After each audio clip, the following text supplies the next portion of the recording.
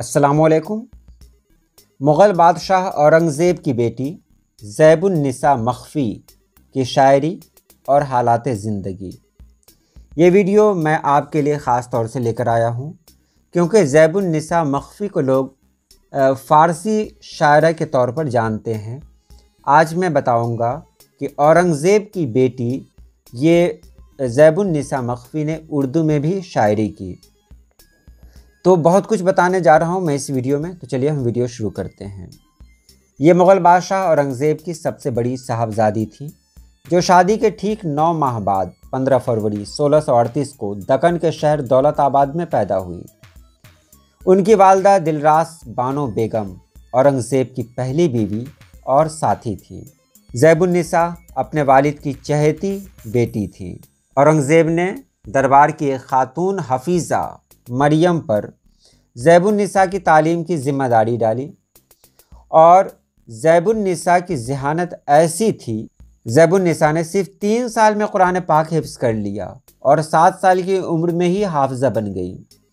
اس موقع پر والد نے بہت زبردست دعوت کی۔ زیب النساء نے آگے کی تعلیم محمد سعید اشرف مازندرانی سے حاصل کی جو فارسی کے عظیم شاعر بھی تھے۔ وہ فلسفہ، ریاضی، فلکیات سب کچھ سکھاتے تھے۔ زیب النساء فارسی، عربی اور اردو کی ماہر تو تھی ہی، خطاطی میں بھی ان کی اچھی شہرت تھی۔ کہیں یہ بھی کہا گیا ہے کہ ان کو سنسکرت سے بھی بہت لگاؤ تھا۔ جب شاہ جہاں کے بعد اورنگزیب بادشاہ ہوا تو زیب النساء 21 سال کی تھی۔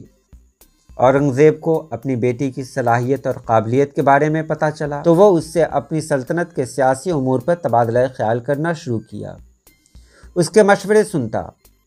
کچھ کتابوں میں کہا گیا ہے کہ جب جب زیب النساء دربار میں حاضر ہوتی، اس کے استقبال کے لیے ہر بار اورنگزیب تمام شاہی شہزادوں کو بھیجتا۔ زیب النساء کی 4 دیگر چھوٹی بہنیں تھیں، زینت النساء، زبدۃ النساء، بدر النساء اور مہر النساء۔ زیب النساء ایک ایسی شہزادی تھی کہ انہوں نے مرتے دم تک فقیرانہ زندگی بسر کرنے کو ترجیح دی۔ ان کے کلام سے بھی یہ بات ظاہر ہوتی ہے کہ انہوں نے شاہانہ زندگی کی تمام آسائشوں سے بے پرواہ ہو کر سادہ زندگی کی راہ پر چلنے کو ترجیح دیا۔ ان کی طرف منسوب کئی کتابوں میں سے ایک کتاب دیوان مخفی بھی ہے۔ ان کا تخلص مخفی تھا۔ کچھ لوگوں نے دیوان مخفی کو کسی اور سے منسوب کیا ہے، جبکہ یہ غلط ہے۔ زیب النساء نے جس استاد سے اصلاح لی ان کا نام تھا ملا سعید مازندرانی۔ زیب النساء نے شادی نہیں کی۔ عام طور پر مشہور ہے کہ سلاطین تیموریہ لڑکیوں کی شادیاں نہیں کرتے تھے۔ اس غلط روایت کو یورپین مصنفوں نے بہت شہرت دی ہے اور اس سے ان کو شاہی بیگمات کی بدنامی پھیلانے میں بہت مدد ملی ہے، لیکن یہ قصہ سرے سے بے بنیاد ہے۔ عالمگیر زیب النساء کی نہایت عزت کرتا تھا۔ جب وہ کہیں باہر سے آتی تھی تو اس کے استقبال کے لیے شہزادوں کو بھیجتا تھا، سفر و حضر میں اس کو ساتھ رکھتا تھا۔ زیب النساء نے دلی میں انتقال کیا۔